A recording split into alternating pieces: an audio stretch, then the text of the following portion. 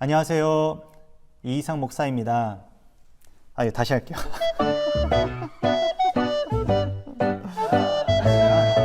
하나님 말씀에 불순종함으로 죄인이 된 것이죠. 그 예수님이 이 선지자 역할을 감당하셨는데, 이 선지자라는 말을 우리가 이것이 우리 예수님의 제사장 역할입니다. 제사장 역할, 대제사장이라고 말할 수 있죠.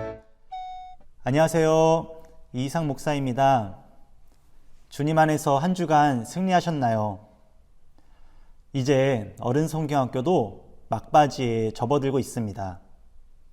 오늘 그리고 다음 주면 어른 성경학교를 마치게 되는데요. 이제 얼마 남지 않은 이 시간 더 열심히 힘내어서 귀한 은혜의 말씀을 함께 누렸으면 좋겠습니다. 오늘 저는 어른 성경학교 9번째 시간으로 기독론을 알고 싶다라는 주제로 함께 강의를 하고자 합니다. 제가 지금까지 하나님 나라, 하나님 형상, 삼위일체에 대해서 강의를 해왔었는데요. 오늘 우리가 다루게 될 이 기독론은 그 다른 강의보다 더 중요하다고 저는 말씀드리고 싶습니다.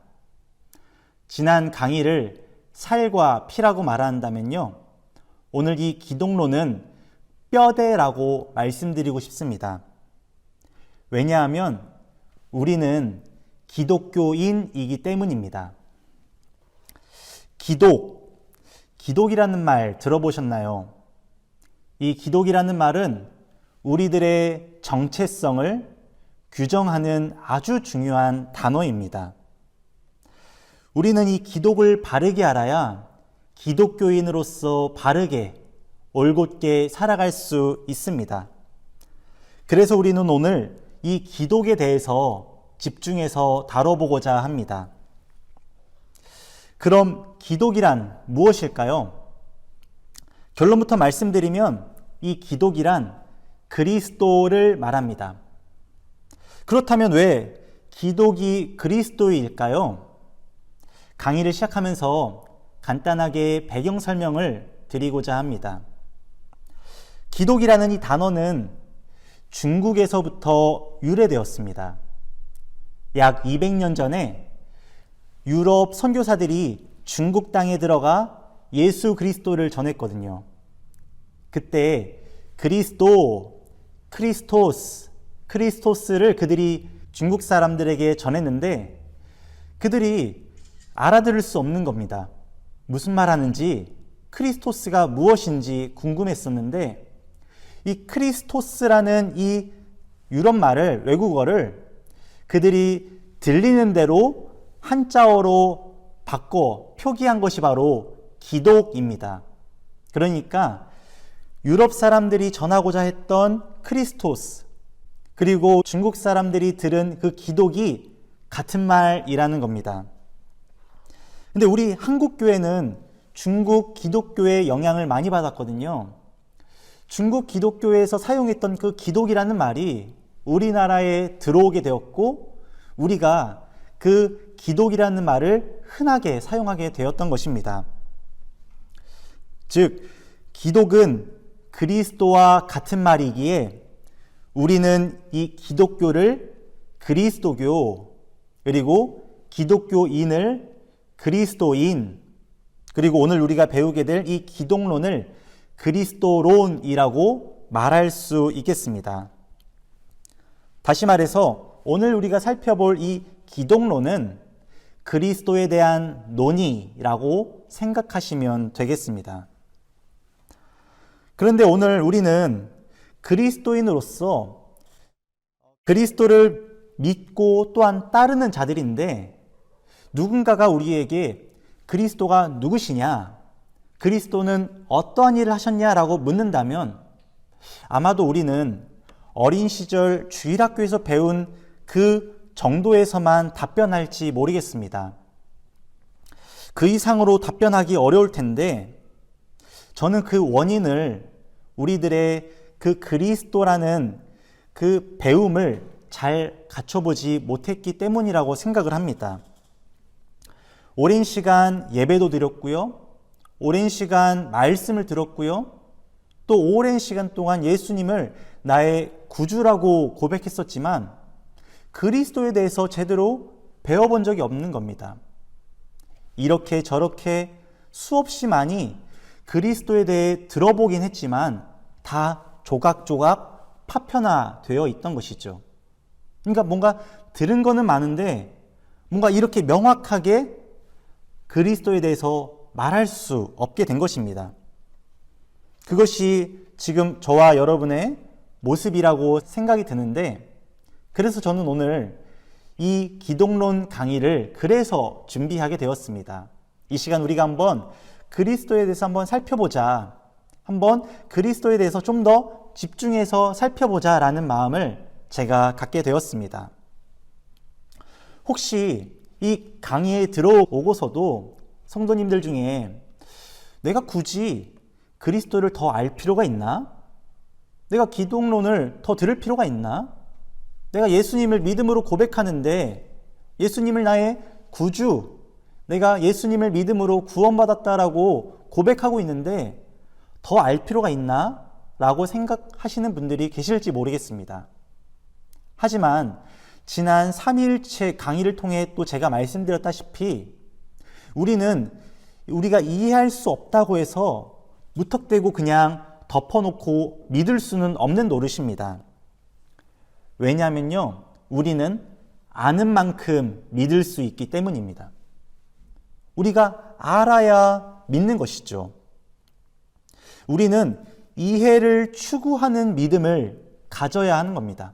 비록 다 알 수 없다 할지라도 있는 힘껏 이성을 발휘해서 또한 감정을 담아서 이해하고자 더욱 힘써야 되는 것이고, 그러한 믿음의 생활이 하나님이 기뻐하시는 믿음 생활이라고 저는 확신을 합니다. 예를 들어서 우리는 길을 가다가 만나게 되는 그 사람들을 무턱대고 믿을 수 없죠.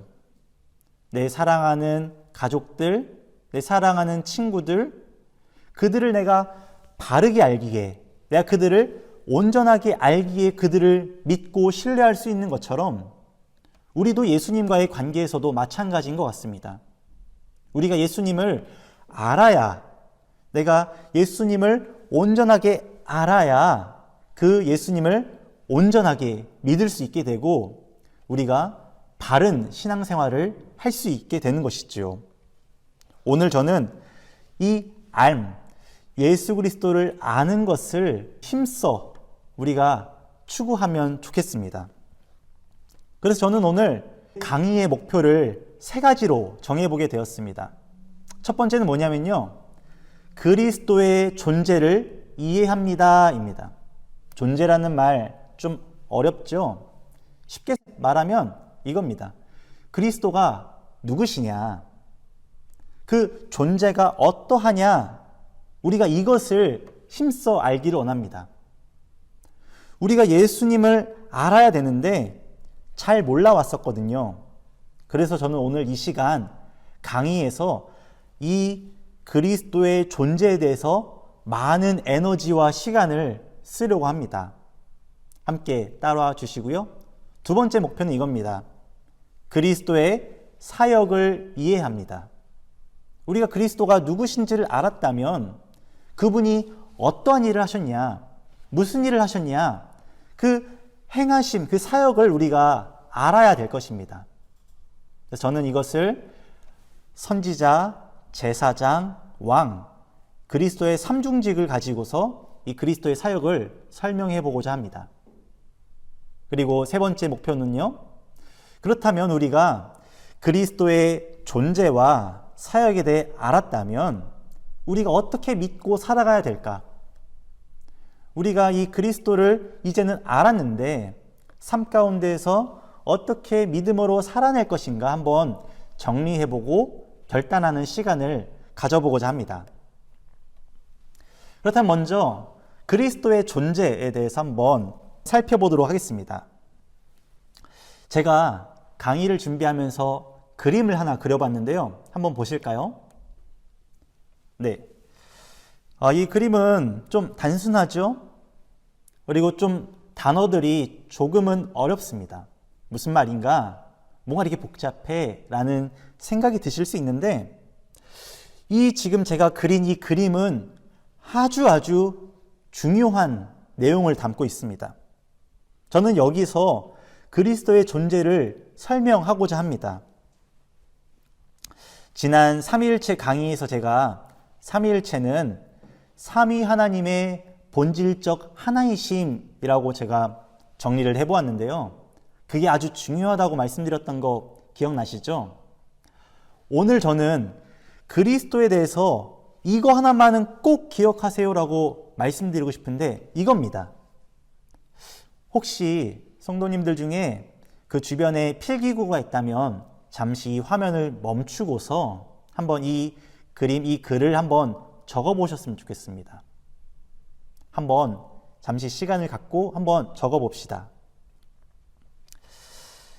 오늘 저는 이 그리스도의 존재에 대해서 한번 설명해 보고자 하는데요. 첫 번째는 무엇이냐면 성육신입니다.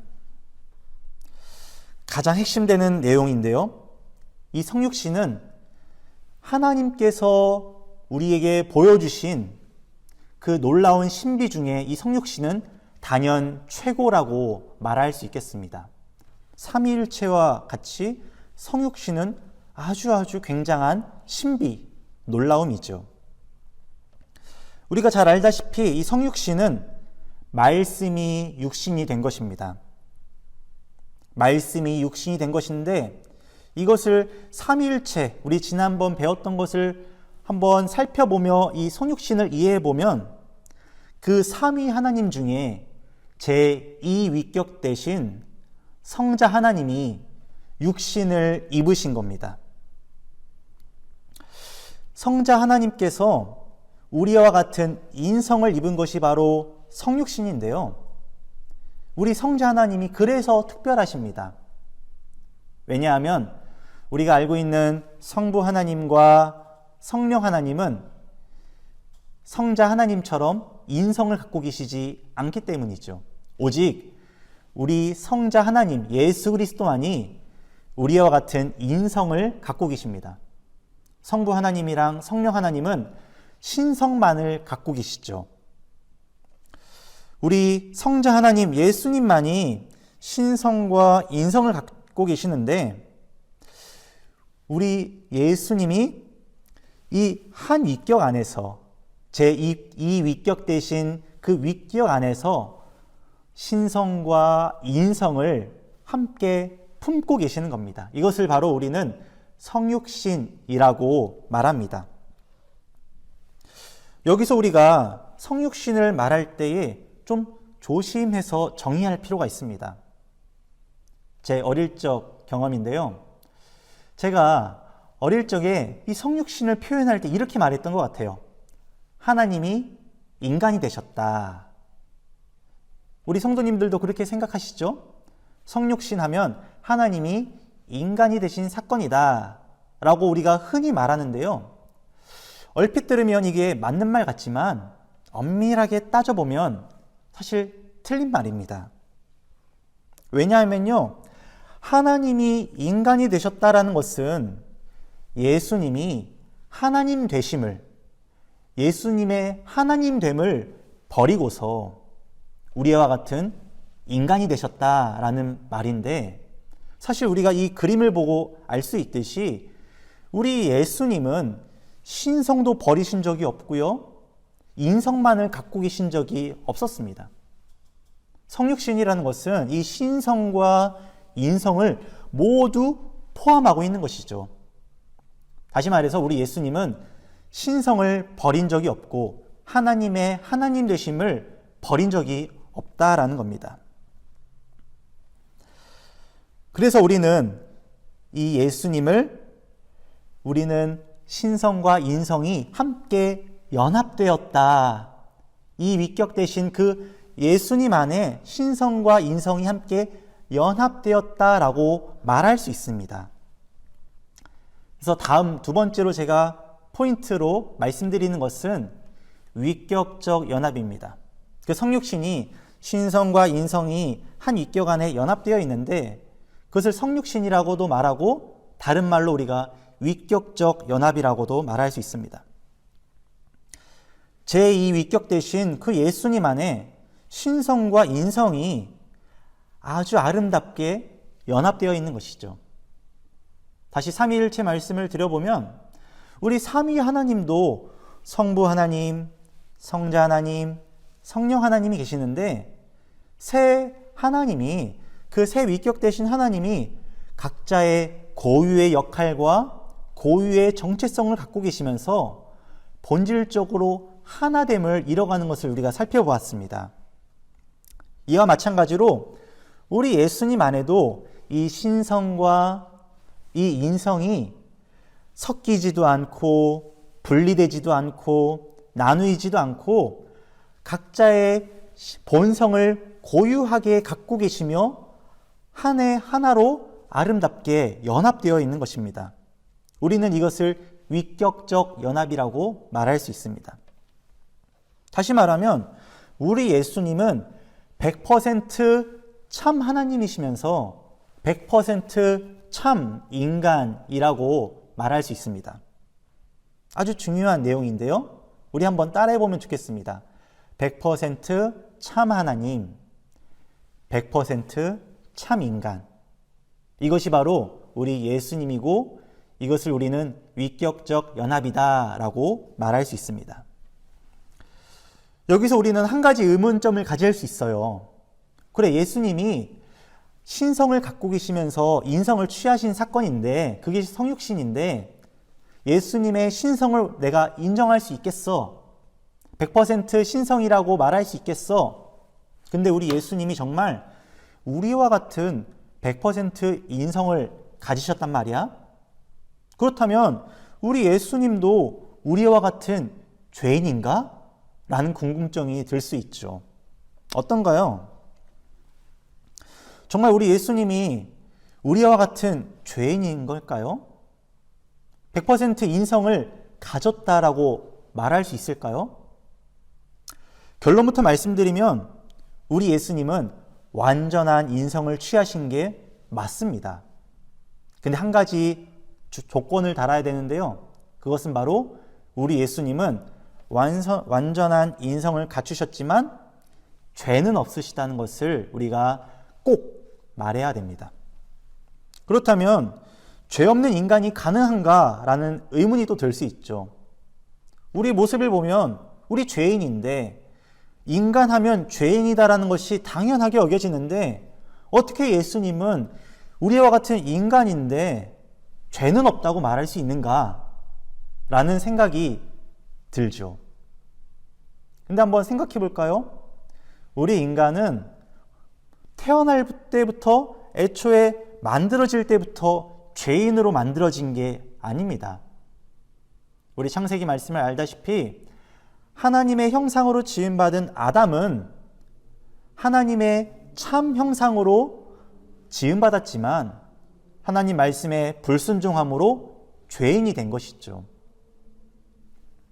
하나님 말씀을 어겼기에 하나님의 그 말씀에 거슬렀기에 죄인이 된 것입니다. 다시 말해서 인간 자체는 본래 죄인이 아니라는 겁니다. 오히려 인간이 하나님의 그 뜻에 온전하게 순종하면 의인이라 말할 수 있죠. 우리 예수님이 바로 그분이셨습니다. 우리 예수님이 그 하나님의 말씀에 온전히 순종하는 율법을 완성시키는 분이 바로 우리 예수님이셨습니다.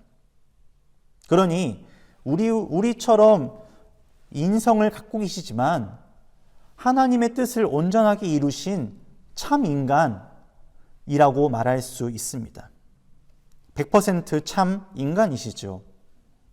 다만 여기서도 한 가지 또 조건을 달아야 되는데 우리 예수님은 우리와 같은 연약함을 갖고 계셨습니다. 근데 이 연약함이란 인간으로서 갖게 되는 유한하고 제한된 존재로서의 결핍을 말하는 것이지 죄를 지을 수 있는 연약함은 아니라는 겁니다. 다시 한번 말씀드릴게요. 우리와 같은 인간은 우리가 몸을 입고 유한한 존재로 제한된 세상 가운데 살기 때문에 느끼는 결핍을 우리 예수님도 가지셨다라는 것이지, 예수님이 우리와 같이 죄를 짓고 죄에 넘어질 수 있는 연약함을 갖고 계시다는 게 아니라는 겁니다. 예를 들어 볼까요? 우리 예수님은 아기로 태어나셨습니다. 그리고 우리와 같이 음식을 먹으며 자라가셔야 했습니다. 배고픔을 해결하셔야 했죠. 또한 말씀을 읽으며 하나님의 뜻을 알아야 했습니다. 태어날 때부터 완전한 신성만을 갖추고 계셔서 그냥 태어날 때 하나님의 그 뜻을 계시받은 것이 아니라 예수님도 지혜와 키가 자라가며 하나님의 말씀을 알아가야 했듯이 말씀을 읽으셔야 했습니다. 그리고 또 우리와 같은 육신을 갖고 계셨기 때문에 또 주무시면서 피로를 회복하셔야 했습니다. 그것이 우리 예수님의 인간적인 결핍이었죠. 하지만 아까 말씀드렸다시피 우리와 같이 죄에 넘어가는 그 유혹에 흔들리는 분은 아니셨습니다. 사탄이 그 예수님을 시험하지요.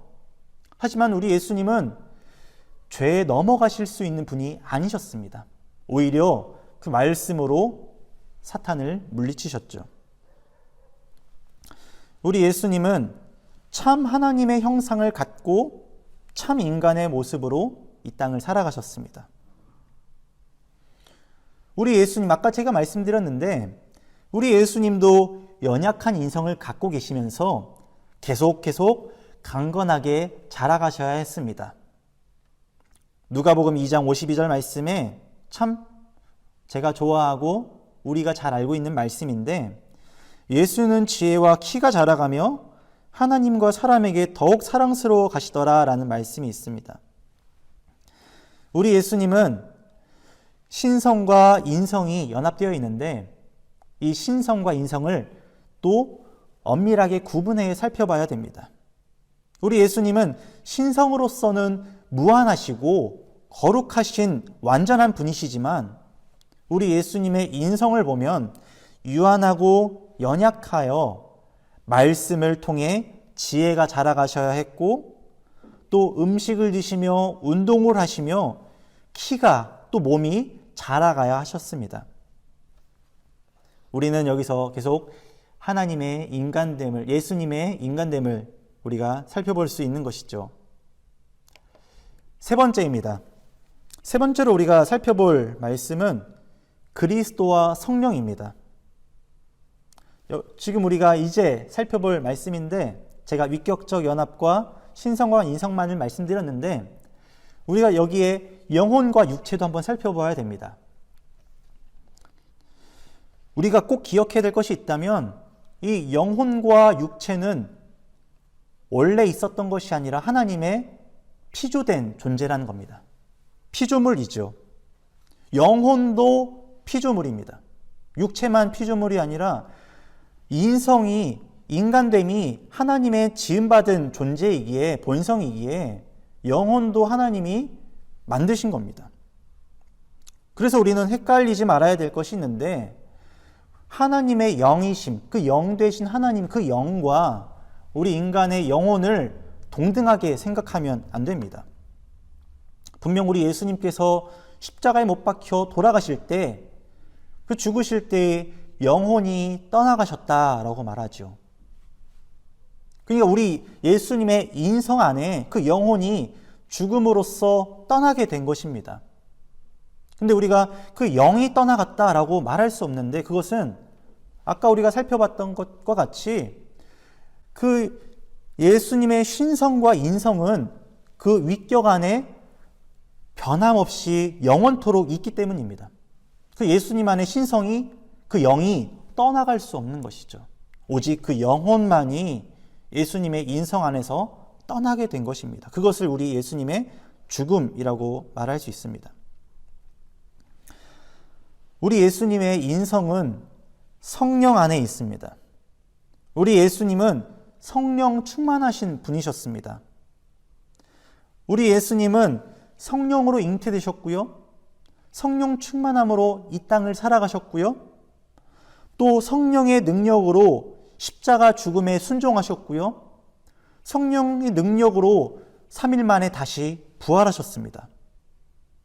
우리 예수님을 성령과 따로 떨어뜨려 놓고 말할 수 없습니다. 우리는 흔히 이런 말도 하죠. 예수님이니까 그런 일 하지. 예수님이니까 그렇게 하시지. 어떻게 우리가 그런 일을 할 수 있어? 우리는 못해. 근데 우리가 그만큼 노력하라는 말이야 라고 생각합니다. 그렇게 말하곤 하죠. 하지만 우리 예수님도 성령 충만을 위해 기도하셨습니다. 성령 충만함으로 능력으로 살아가셨지요. 예수님의 그 기도하심, 기도를 통해 성령 충만을 받으신 그것이 단지 제자들에게, 저와 여러분 성도님들에게 그렇게 살아가라고 모범으로 본을 보여주신 것이 아니라 우리 예수님도 기도하시며 성령 충만하셔 능력으로 살아가셔야만 했던 것입니다. 그 십자가 고난의 길, 죽음을 앞두고서 땀방울이 핏방울이 되도록 기도하셨습니다. 그 성령의 능력을 힘입어 나의 원대로 마옵시고 아버지의 뜻대로 하옵소서 라고 말할 수 있었던 것이죠. 예수님도 성령 충만을 위해 기도하셨고 또 성령 충만함으로 이 땅을 살아가셨다면 그리스도인으로 살아가는 저와 성도님들은 어떻게 살아가야 될까요?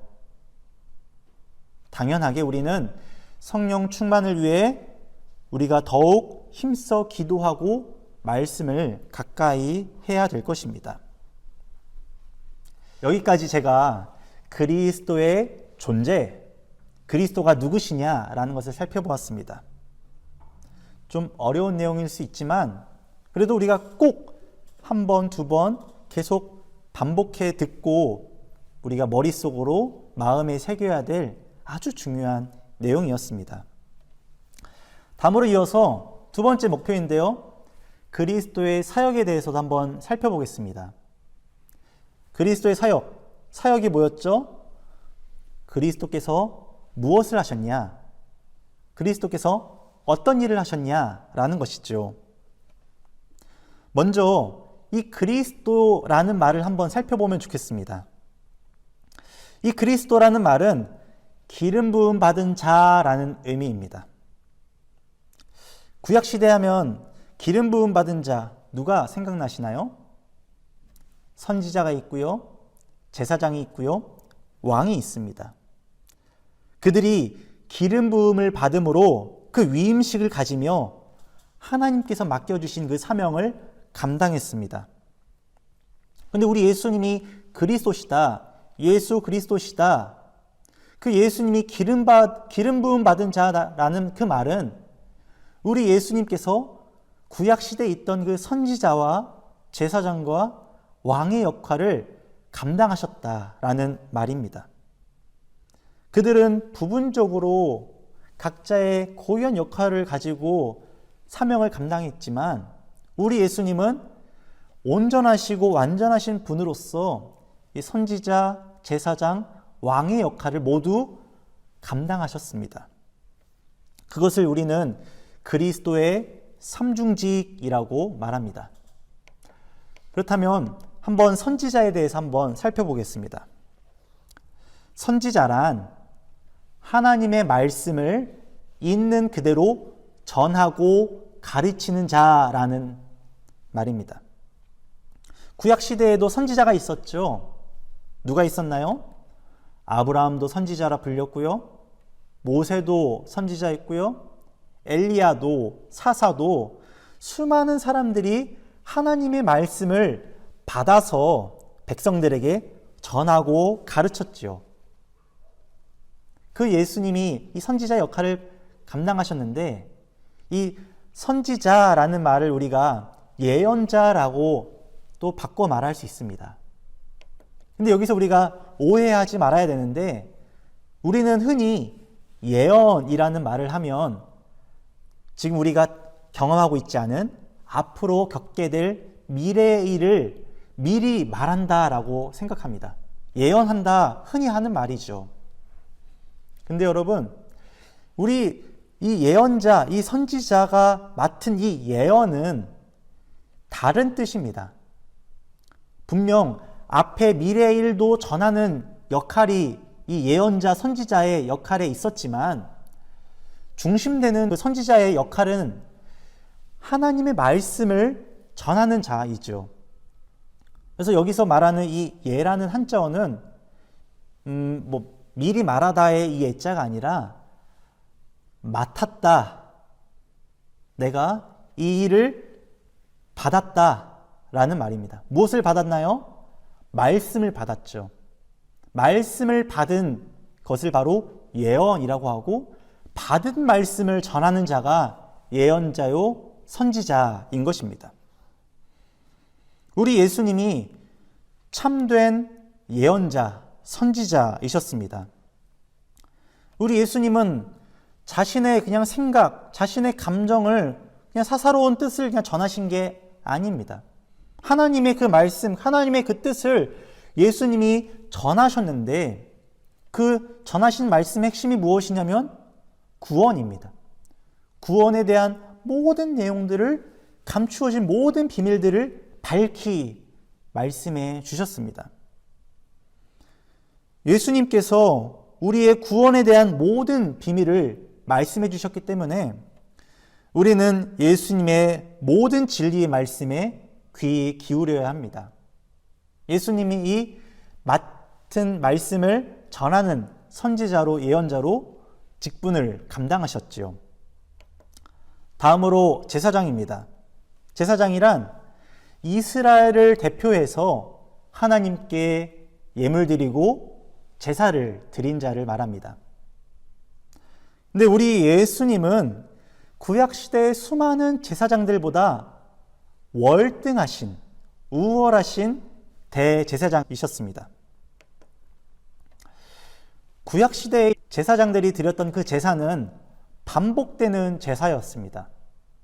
하지만 우리 예수님, 대제사장이신 우리 예수님은 영단번의 제사를 드리셨습니다. 영원하고도 반복할 필요가 없는, 한 번만 드려도 되는 그 제사를 우리 예수님께서 드리셨습니다. 구약시대에는 짐승을 가지고 와서 죽이고 피와 그 모든 것을 제사를 드렸습니다. 짐승을 데려왔던 것이죠. 제물이 필요했었습니다. 근데 우리 예수님은 스스로가 어린 양으로서 자신이 제물이 되어 자기 자신을 제물로 드려 제사를 드렸습니다. 짐승으로는 반복되는 제사를 드려야 했지만 어린 양 예수께서 자기 자신을 제물로 드려 제사를 드렸기 때문에 반복할 필요가 없는 영단번의 제사를 드리셨습니다. 그리고 구약시대에는 제단에 나아가야 했죠. 제단에 예물을 드리고 제사를 드려야 했고 계속 반복해서 제사를 드려야 했는데 우리 예수님은 십자가 그 앞에 나아가서 죽으시며 영단번의 제사를 드리셨습니다. 더 이상의 피를 흘릴 필요가 없으셨던 것이죠. 스스로 십자가를 지고 골고다 언덕에 오르셔서 영단번의 제사를 드리셨습니다. 자기 자신을 희생제물로 드리셨습니다. 그리고 우리 예수님은 이 세상에서, 지상에서는 우리의 구원을 위한 대속사역을 하셨는데 부활하시고 승천하시고서는 하늘보좌 우편에 앉으셔서 중보사역을 감당하십니다. 죄된 세상 가운데 살아가는 성도들이 인내하며 믿음을 가지고 구원의 그 경주를 다 마칠 수 있도록, 그 결승선을 통과할 수 있도록 하나님 보좌 우편에 앉으셔서 계속 중보하십니다. 그게 제사장의 역할입니다. 그러니까 구약시대 제사장들은 단지 대속사역 그 부분을 감당했지만 우리 예수님은 영단번의 제사를 드리며 대속사역을 완성하셨고 지금도 쉬지 않고 일하시며 중보사역을 감당하고 계십니다. 이것이 우리 예수님의 제사장 역할입니다. 대제사장이라고 말할 수 있죠.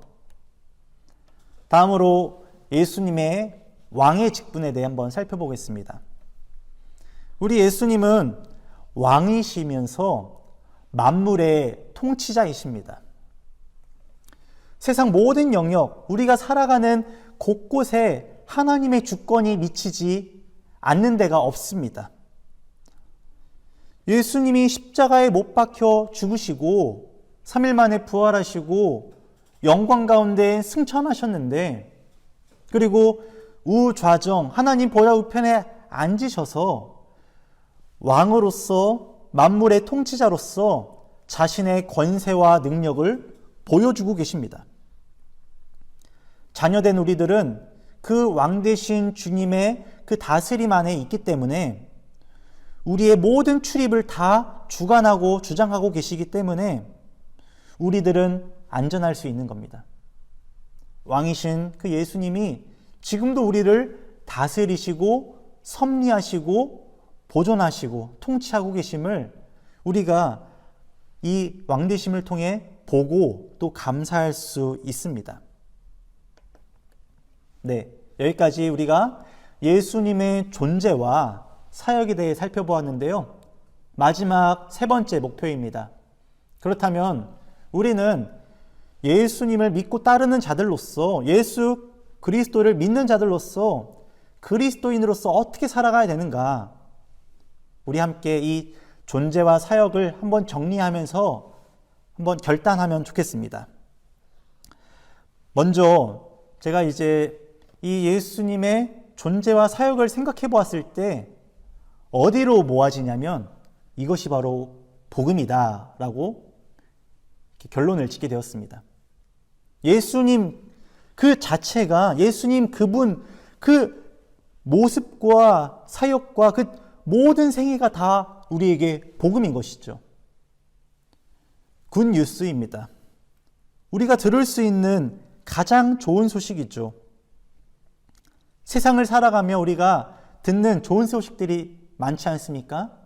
하지만 이 예수님 복음을 우리가 듣는 것이 단연 최고의 좋은 소식입니다.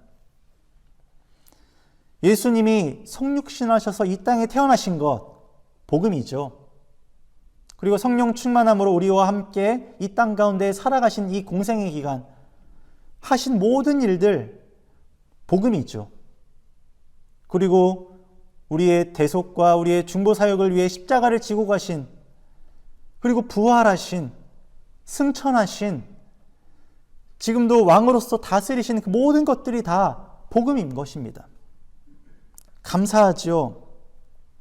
그리고 선지자로서, 제사장으로서, 왕으로서 그 구약시대만이 아니라, 신약시대만이 아니라 지금 이 순간도 그 한결같이 이 모든 삼중직의 일들을 감당하고 계시는 것, 복음이죠.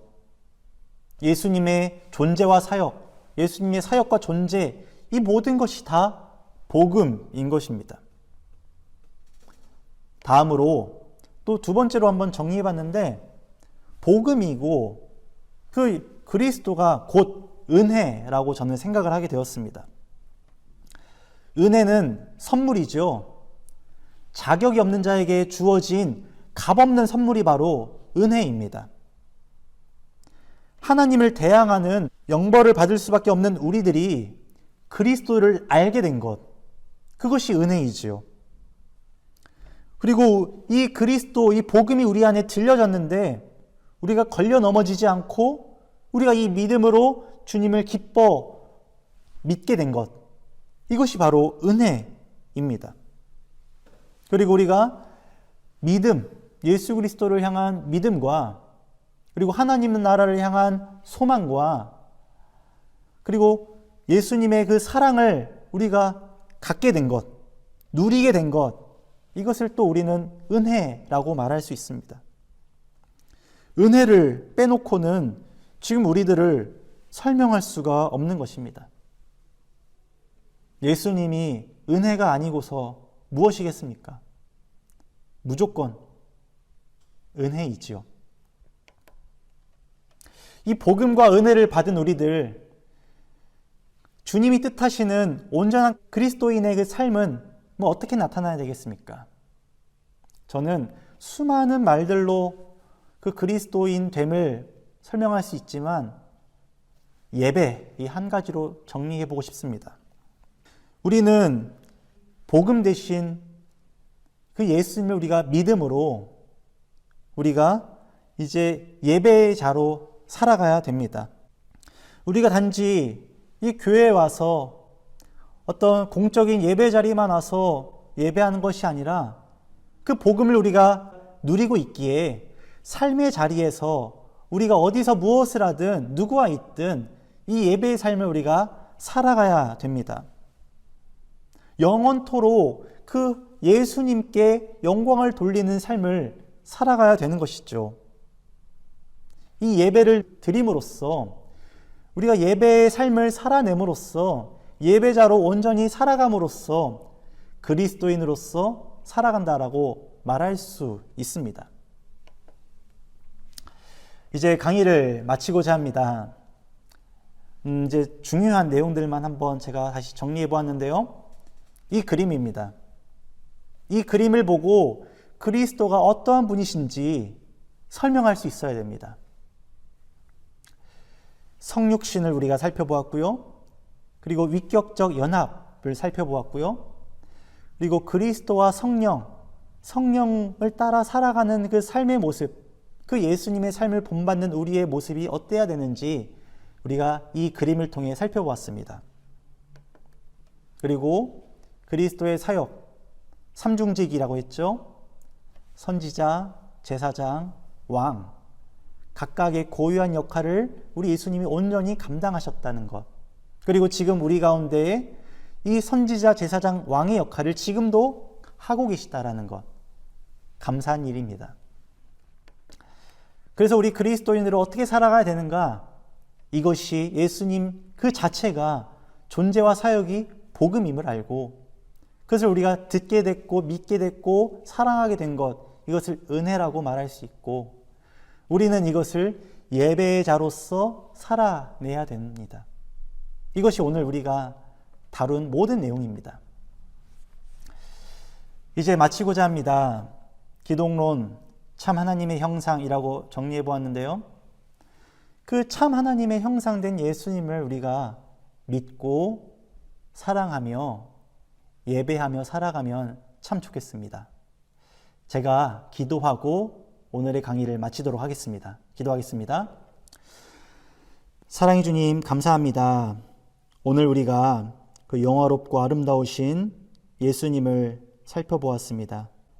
우리가 아는 것을 넘어서 이제 아는 것을 힘입어 더 온전하게 믿음으로 또한 예수님을 예배하며 살아가기를 원합니다. 아버지 하나님, 이 알을 그저 머릿속에 담아두지 않고 마음으로 흘려보내고 우리의 손과 발까지 흘려보내 우리가 예수님을 따르는 그리스도인으로서 온전히 살아갈 수 있도록 주님 우리에게 은혜와 믿음을 더해 주시옵소서. 감사드리며 사랑이 많으신 예수님의 이름으로 기도드립니다. 아멘. 네, 감사합니다. 오늘 9번째 기독론 우리가 함께 살펴보았는데요. 또 복습해서 또 귀한 은혜의 말씀을 함께 또 누렸으면 좋겠습니다. 다음 주 마지막 10번째 강의가 또 준비되어 있습니다. 성윤모 강도사님 또 귀한 구속사로 보는 성막과 성전 또 두 번째 시간 우리 함께 살펴볼 텐데요. 기대해 주시고 또 열심으로 참여하셔서 함께 귀한 은혜 누리고 또 유종의 미를 거뒀으면 좋겠습니다. 네, 이상으로 오늘의 강의를 마치겠습니다. 감사합니다.